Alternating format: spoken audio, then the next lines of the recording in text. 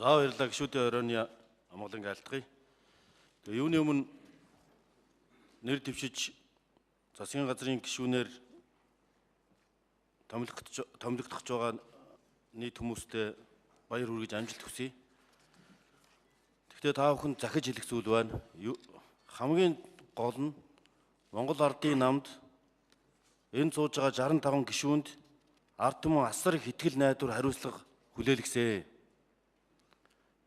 Энэ бол энэ Монгол ардын намын мөрийн хөтөлбөрийг үг өсөгчлэн хэрэгжүүлэх, амлсан амлалтаа бодтой хэрэгжүүлэх явдлаа. Ард түмний итгэл сэтгэл рүү битгий ус зацаарай гэж би хэлмээр байгаа. Ер нь бол судалж байгаад ажиллана гэдэг үгийг одоо энэ тэнд асуухтаа ерөнхий сайд ч гэсэн тэр, шадар сайд ч гэсэн тэр хийж болохгүй. Монгол ардын намын мөрийн хөтөлбөр судлаад босруулаад гадарсан мөрийн хөтөлбөрийг хэрэгжүүлнэ. Залинтай ээж хөтөлбөрөөс ахуулаад тэр нэхний үн 100 төгрөг болчиход байгааг ард түмний аж амьдралыг яаж өөдөн татах уу гэдгийг шийдэх ёстой гэдгийг өдөр болгон ухамсарлаж ажиллаарай гэж хүсэж байна. Өнөөдөр бол дан давхар дээл мэрэгшил ихээсээ илүү муур бол хар юм уу цагаан байх нь гол биш. Хамгийн гол нь хулган барьдаг байх ёстой гэж Дэнсяпны хэлсэн нэг үг байдаг. Тэр дан давхар дээлтэй юм уу ямар байх гэдгээсээ илүү Монгол ардын намын мөрийн хөтөлбөрийг хэрэгжүүлж ард түмний итгэлийг дааж ажиллах маш хүнд хариуцлага ачаа хоногдож байгаа гэдгийг анхаарч ажилламаар байна. Өнөөдөр энэ засгийн газар 5 төгөлдөр шил гэдэг шиг Монгол ардын намын мөрийн хөтөлбөрийг хураангуйлсан хэлдэг ийм үгийг ерөнхий сайдаас ахуулаад судалж байгаад асуудал шийднэ гэж биш. Энэ асуудлаа бид ард түмтэйгээ зөвлөж байгаад, гишүүтэйгээ зөвлөж байгаад ингэж хэрэгжүүлнэ гэдгийг л анхаарч ажилласаа гэж хүсэж байна. Энд сууж байгаа 76 гишүүн бол олонх цөөхөлтгүй ард түмний төлөөлөл бага ард түмэн. Парламент засгийн газар хоёрын зааг ялгааг баримталж үндсэн хуулиар олгогдсон эрх мэдлийн үүрэг харилцаа тэнцвэрийг хангаж ажиллах шаардлагатай. Ингэжээж энэ төр төс бэхжиж зөв зүйтэй ажилланаа.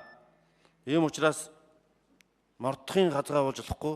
Бид мордохын тэгш явж намын мөрийн хөтөлбөрөөр хэрэгжүүлэхийн төлөө амьдралын үе шат бүрээр тохирсон бодлого хүүхдээс ахуулаад ахмад наснаа хүртэл хэрэгжүүлэхийн бодлогоо санаж ажиллаарай гэж ингэж хүсэж байна. Ер нь энэ ташимд бол бас энэ ард түмнээс гишүүд тасарч болохгүй, гишүүдээс засгийн газар тасарч болохгүй. Энэ холбоос нь бол одоо энэ өргөдлийн байнгын хороо ард иргэдийн үгийг сонсдог, санал бодлыг нь авдаг бүх төрлийн байгуулалтын байнгын хороо энтэй уялдаж хамтарч ажиллаарай. Цөөнхтөө бас хүндэтгэлтэй бид хандах ёстой. Хэдийгээр урд хэмнэх хэмийг нь би шүүмжлээд байгаа ч гэсэн энэ төсвийн зарлагын хяналтын дэд хороог нь одоо энэ Бацаандан гишүүн байт юм уу? Энэ хяналтын хороодыг бол бас одоо даруй шийдэж өгөх ёстой байх. Анх дугаар шуулгандаа болж игэл. Тэгээ энэ бүхнийг анхаарч ажиллахыг хүсэж байна. Тэгээ шадар сайдны ялангуяа энэ сахилах хариуцлагыг чанд захиж сахилах хариуцлагатай байж төрийн албыг төрлийн алба болгосныг зэгцэлж ер нь бас хариуцлагатай зарчимтай яг барьж исэн зарчмаараа ажиллаарай гэдгийг анхааруулж хэлье. Хэрвээ та бүхэн хариуцлага алдах юм бол сайныг чинь бид дэмжиж ажиллана. Саарыг чинь харин хариуцлага нэхэж ард чинь хатуу чанга парламент болж ажиллах болно шүү бид. Хэнийг нь чаарлахгүй бид өргөдөл гомдол ард түмний нэрийн өмнөөс асууж чангааж ажиллах болно шүү гэдгийг анд нөхөр хүрэл зүгтээ болон бүх гишүүддээ би